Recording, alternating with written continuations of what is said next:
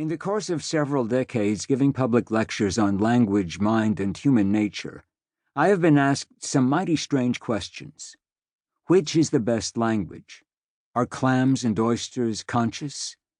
When will I be able to upload my mind to the internet? Is obesity a form of violence? But the most arresting question I have ever fielded followed a talk in which I explained the commonplace among scientists that mental life consists of patterns of activity in the tissues of the brain. A student in the audience raised her hand and asked me, "Why should I live?" The student's ingenuous tone made it clear that she was neither suicidal nor sarcastic, but genuinely curious about how to find meaning and purpose if traditional religious beliefs about an immortal soul are undermined by our best science. My policy is that there is no such thing as a stupid question, and to the surprise of the student, the audience, and most of all myself, I mustered a reasonably creditable answer. What I recall saying, embellished to be sure by the distortions of memory and l'esprit de l'escalier, the wit of the staircase, went something like this. In the very act of asking that question, you are seeking reasons for your convictions, and so you are committed to reason as the means to discover and justify what is important to you, and there are so many reasons to live. As a sentient being, you have the potential to flourish. You can refine your faculty of reason itself by learning and debating. You can seek explanations of the natural world through science and insight into the human condition through the arts and humanities. You can make the most of your capacity for pleasure and satisfaction, which allowed your ancestors to thrive and thereby allowed you to exist. You can appreciate the beauty and richness of the natural and cultural world. As the heir to billions of years of life perpetuating itself, you can perpetuate life in turn.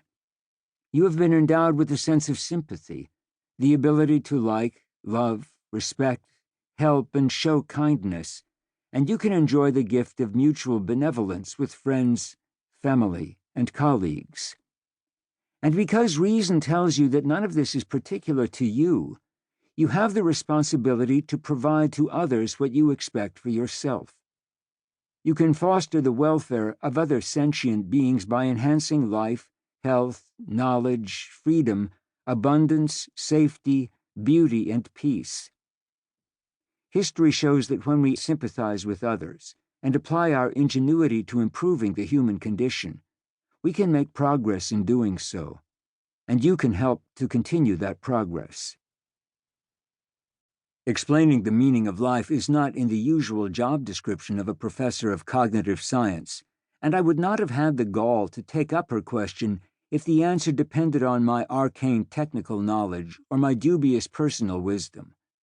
But I knew I was channeling a body of beliefs and values that had taken shape more than 2 centuries before me, and that are now more relevant than ever: the ideals of the Enlightenment. The Enlightenment principle that we can apply reason and sympathy to enhance human flourishing may seem obvious, trite, old-fashioned. I wrote this book because I've come to realize that it is not. More than ever, the ideals of science, reason, humanism, and progress need a wholehearted defense.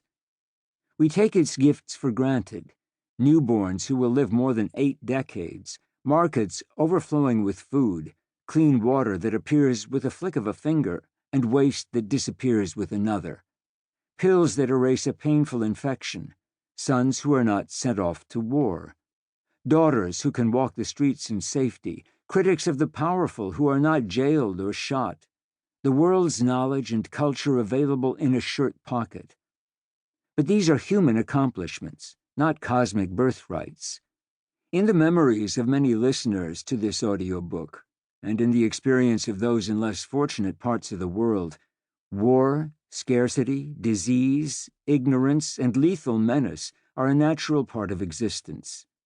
We know that countries can slide back into these primitive conditions, and so we ignore the achievements of the Enlightenment at our peril. In the years since I took the young woman's question, I have often been reminded of the need to restate the ideals of the Enlightenment. Also